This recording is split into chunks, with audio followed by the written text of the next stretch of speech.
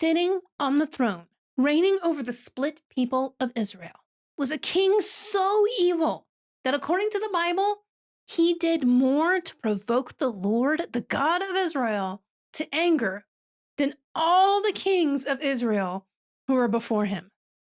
That's not what I would want written about me. Ahab and his wife Jezebel were idolaters who worshiped the false god Baal.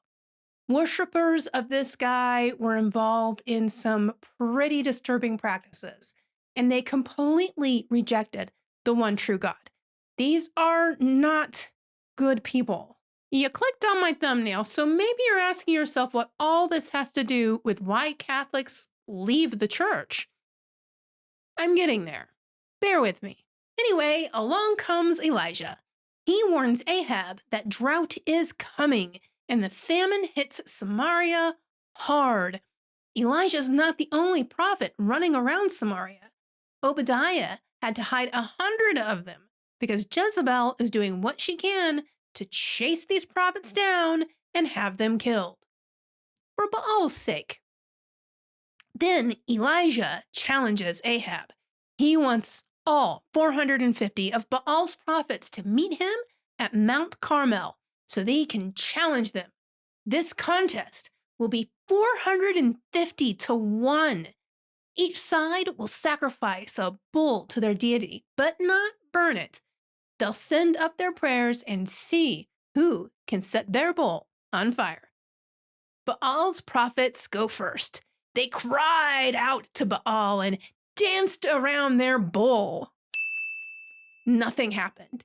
Elijah mocked them. Oh no, your God must be on a journey, or sleeping, or on the toilet. That last one is one interpretation of gone aside, and that's what I'm going with because it's hilarious. These so-called prophets became desperate and began cutting themselves. Again, not a great religion here. Still, the day went on and nothing happened. At this point, Elijah was like, okay. It's my turn. He prepared an altar to the Lord by placing 12 stones representing the tribes of Israel, along with a trench of water. He soaked the wood, which you would think would be counterproductive to setting it on fire. But I think Elijah knew the conflagration that was coming. Elijah didn't yell, dance, or cut himself. He simply prayed.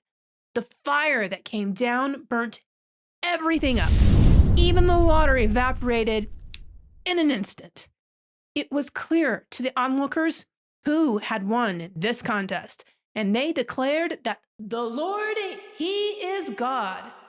Elijah then prayed for rain, and the drought ended.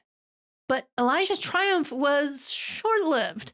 When Jezebel heard what had happened, she swore that Elijah would be dead by the next day. The prophet who had just stood fearlessly before the king Ahab and 450 prophets of Baal now ran for his life. Yep, the wife of the king wanted a prophet of God put to death for humiliating her. Sound familiar? So Elijah went into hiding and was miserable. We're talking Book of Tobit miserable here, and he prayed that the Lord would take his life. Instead, an angel appeared to him twice, told him to get up and eat the cake and water that just happened to now be at Elijah's head because he needed to go on a journey.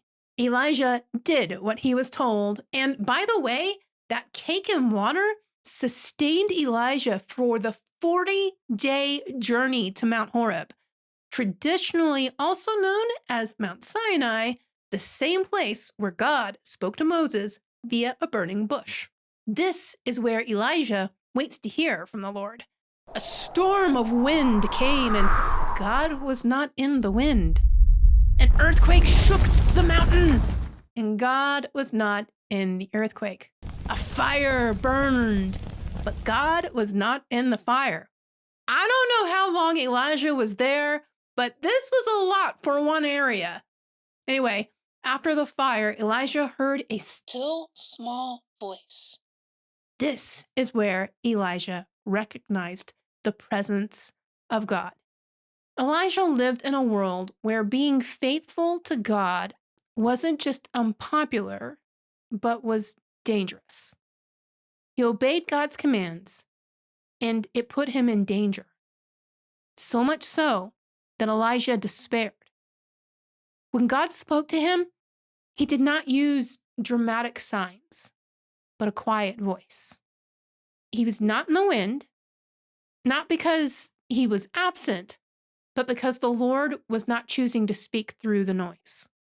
He was not in the earthquake, not because he had abandoned Elijah, but because God was not the one who had shaken Elijah's world.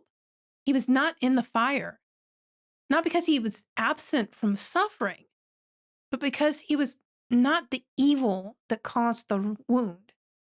In the silence, Elijah recognized the Lord's presence, received his word, and was given strength to return to his mission.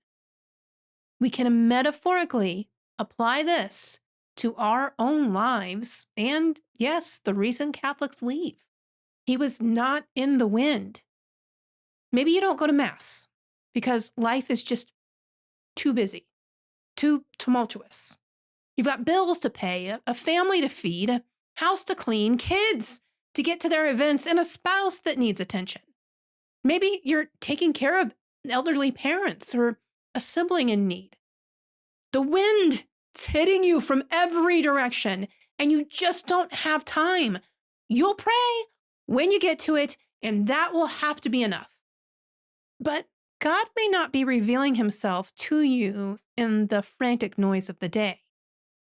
He is not absent from your burdens. He instead invites you to bring your burdens to him and rest in him. Be still and know that he is God. He was not in the earthquake. As kids, many of us were left with a shaky foundation of our faith. We weren't taught what the Catholic Church teaches, but some strange variation of the faith. We're left thinking that Christianity is just about being a good person. And as we grow up, we don't see the importance of the sacrifice of the Mass. So why go? And then when we are faced with accusations of Mary worship, papal mistakes, Bible verses that seem, and I'm emphasizing seem here, contradictory, or even the very false accusation that Catholics aren't Christian, our faith is shaken. The earth often feels like it's shifted beneath our feet, and our faith crumbles around us. But God is not absent from your shaken faith.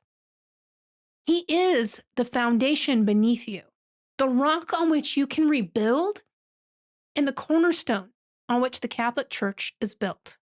He was not in the fire. Many have been hurt by the world, and yes, by the church. When we feel burned, we often turn our anger on God, asking him why he would allow such a thing to happen. Our lives feel like they've been consumed and scorched by the trauma we experience. But God was not the evil that wounded you. He was not the abuse, the betrayal, or the injustice. Nor was he absent from you in the fire.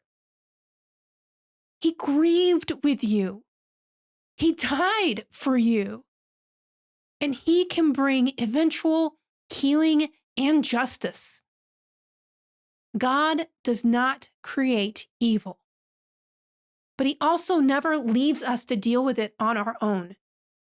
He's not absent in our busyness, confusion, or suffering, but is present with us in the middle of it all, often quietly, through grace, prayer, the sacraments, and the hope of redemption.